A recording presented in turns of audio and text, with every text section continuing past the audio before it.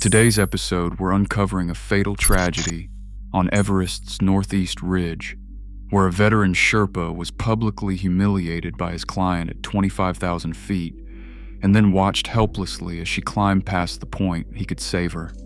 What began as an entitlement dispute over climbing pace would end with a body on the upper mountain and a one-star review that remains online to this day, beneath a name that no longer belongs to anyone living.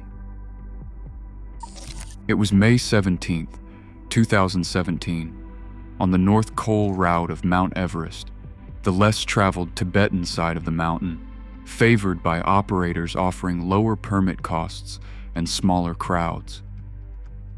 At 29,032 feet, the summit remains the same from either approach. So does the death zone. So does the math of oxygen deprivation above 26,247 feet, where the body cannot recover, only decline. Her name was Tiffany Crowell. She was 38 years old, a real estate broker from Dallas, Texas, who had spent the previous 3 years building what she called her legacy portfolio, a term she used to describe both her property investments and her personal achievements. She had summited Kilimanjaro at 19,341 feet 18 months earlier. She had completed 2 marathons. She believed, with the quiet certainty of someone who had never been genuinely stopped by anything, that Everest was the next logical step. Her assigned Sherpa was Norbu Wangchuk, 44, from the village of Tingri on the Tibetan Plateau. Norbu had summited Everest 7 times. He had guided clients on the northeast ridge for 11 seasons. He had turned back twice in his career, once due to weather, once due to a client whose deterioration made continuing unconscionable. Both decisions had cost him money, and one had cost him a contract. He made them anyway. He identified the problem with Tiffany Crowell on day 3 of the expedition. Tiffany had prepared for Everest the way she prepared for everything, by optimizing inputs. She hired a personal trainer who specialized in altitude conditioning. She purchased a hypoxic tent to simulate high-altitude sleep. She read 3 books on Himalayan climbing and completed a week-long course in the Swiss Alps that she described on social media as elite-level mountaineering training. She arrived in Tibet fit, organized, and entirely confident. What the hypoxic tent and the Swiss course could not replicate was the accumulated physiological and psychological reality of sustained time above 20,000 feet.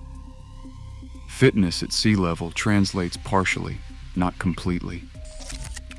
The Swiss Alps top out below 16,000 feet. The gap between where her preparation ended and where Everest's serious terrain began was roughly 2 vertical miles. Her permit listed 1 prior high-altitude summit, Kilimanjaro. Kilimanjaro, at 19,341 feet, sits below Everest Base Camp on the north side. It involves no technical climbing, no fixed ropes, no crampons on serious ice. It is, by mountaineering standards, a high-altitude trek. Norbu had guided clients with stronger credentials than Tiffany, and still considered some of them marginal for the northeast ridge. He reviewed her file, noted the single entry, and requested a briefing with the operator before the expedition began. The operator told him she had passed the required medical screenings, signed her documentation, and paid in full. They suggested he focus on the climb. The first incident happened at Camp 2, at 21,300 feet, during the second acclimatization rotation.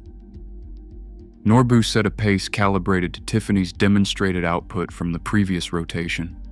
Conservative, measured, designed to keep her heart rate and oxygen consumption within sustainable ranges.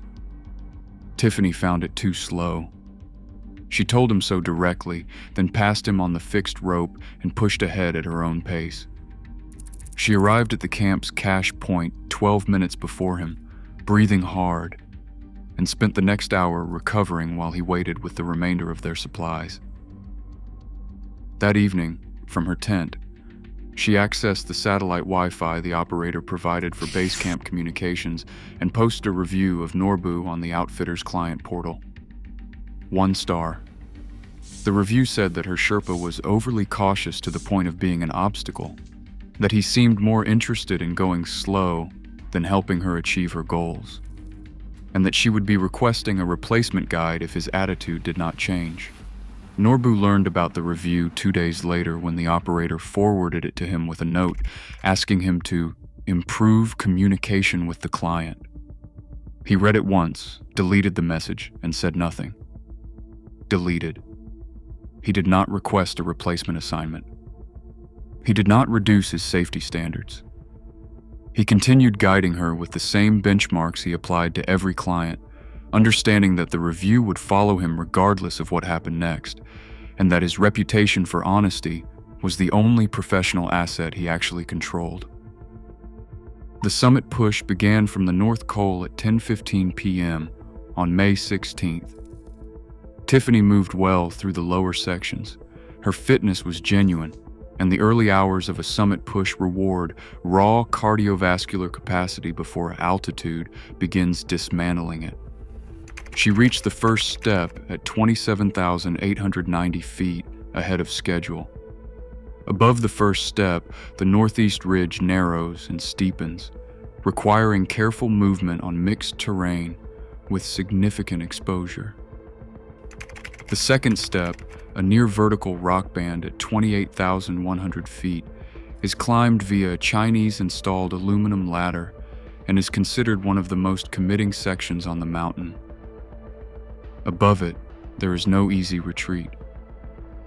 Tiffany hesitated on the ladder, not from fear, but from the particular disorientation that accompanies cerebral hypoxia, when familiar motor sequences stop flowing automatically and each movement requires conscious instruction. Norbu coached her from below. She made it. Her pace above the second step dropped sharply. By 6:40 a.m., they reached 28,500 feet. The summit was visible, close enough that Tiffany could see the prayer flags marking its highest point, close enough that it became impossible in her mind to turn back. Norbu checked her oxygen. She had burned through 60% of her summit cylinder. At her current consumption rate, she would reach the summit with approximately 40 minutes of oxygen remaining, not enough for a safe descent. He told her this. He showed her the gauge. He told her the summit was not the hardest part. The descent was, and she would make it down dead or not at all if they continued. Tiffany told him she had not come to the top of the world to be managed by someone she had already given a 1-star review. He stood with that sentence for a moment. Then he told her that the review was her right, and the mountain did not care about it either way.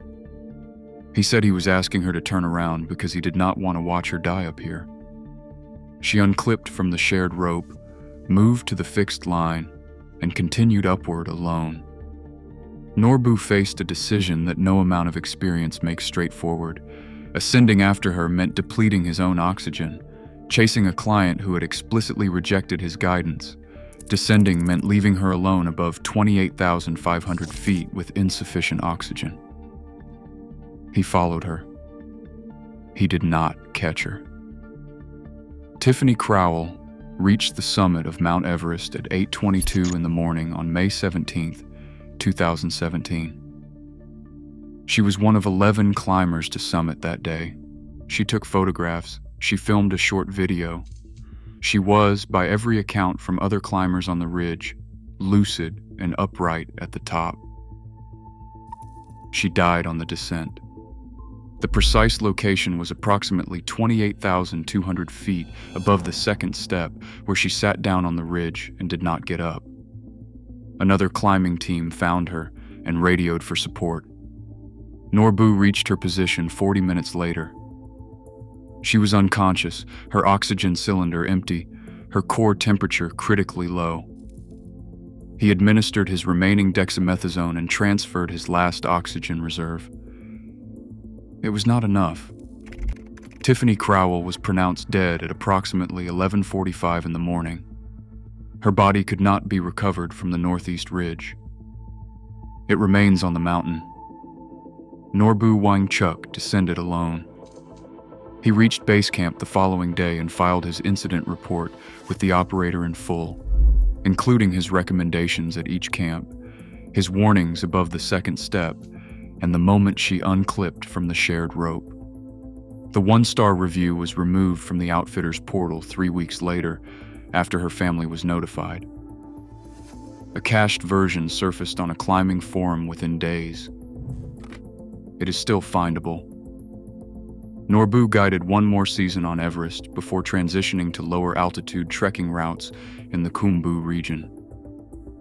He has not spoken publicly about the expedition. He does not need to. The mountain documented everything.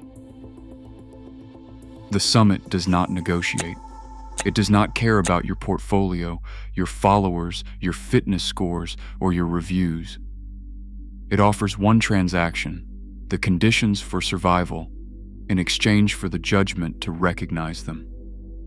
Tiffany Crowell reached the top of the world. She simply ran out of mountain to trade on the way back down. Thanks for watching. Want to see more? Click on your screen now.